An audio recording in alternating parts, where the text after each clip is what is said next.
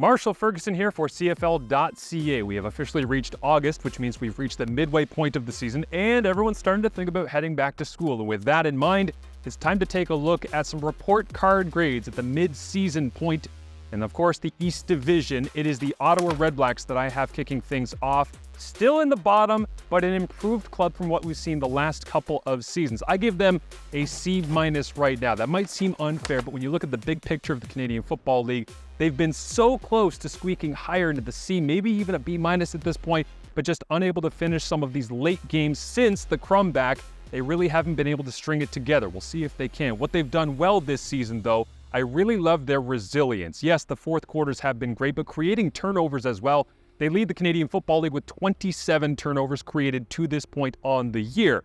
What I like that the Ottawa Redblacks have done so far, surviving the number of injuries they've had on the year. Most man games missed so far this season, and specifically at the most important position. Tyree Adams, Jeremiah Masoli, even Nick Arbuckle suffering injuries this year. In steps Dustin Crum.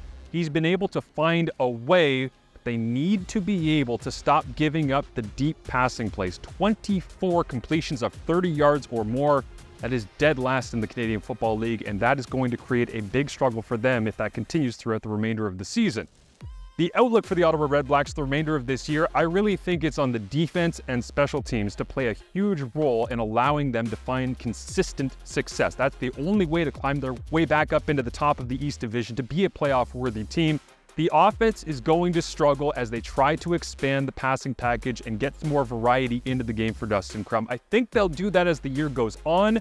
They also have a decision to make as to how much they lean into his running ability, and we'll find out as we move forward. Next up, I have the Hamilton TigerCats with a C grade, just ahead of the Ottawa Redblacks to this point in the season. What I like that they've done really well, protect the passer. That might not make sense because, of course, you have the injuries to Bo Levi Mitchell and Matthew Schultz. But they've only given up 17 sacks allowed on the season. That's tied for second best in the Canadian Football League. They've established a group and honestly stayed pretty healthy up front with that starting five throughout most of the season, outside of a couple of games missed by each of their tackles. The thing I think they really have to be better at, creating more variety in that offense. It's been a little bit limited, and changes are obviously coming in now as Tommy Condell out as the offensive coordinator. In comes Scott Milanovich. And second down, the conversion rate. The Hamilton TigerCats, 7th in the CFL right now, converting just 43% of their second downs. And on defense, they're giving up 48% as a conversion rate on second down.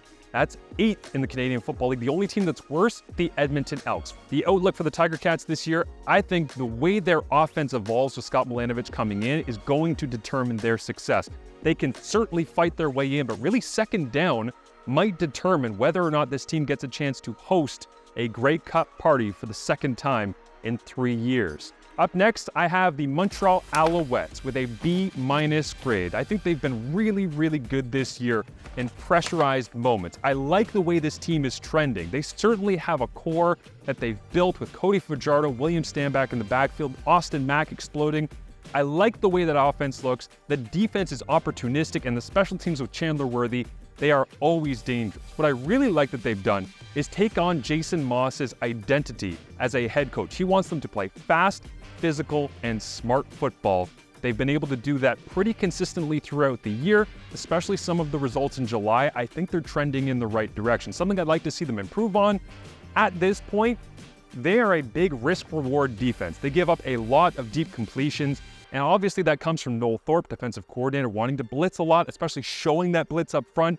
If they can find a way to give up less of those big plays and get some more reward with sacks, which they've struggled with to start the season, I think that could determine their season. My outlook for the Montreal Alouettes at the midway point, be upset worthy. It's not a very analytical breakdown, but I really do think this team has the opportunity to go as far as they want to. They could go into anywhere, whether it be Toronto in an Eastern final, maybe even crossing over. They could go into any place and play fast, physical, smart football under Jason Moss and have an opportunity to win a playoff game.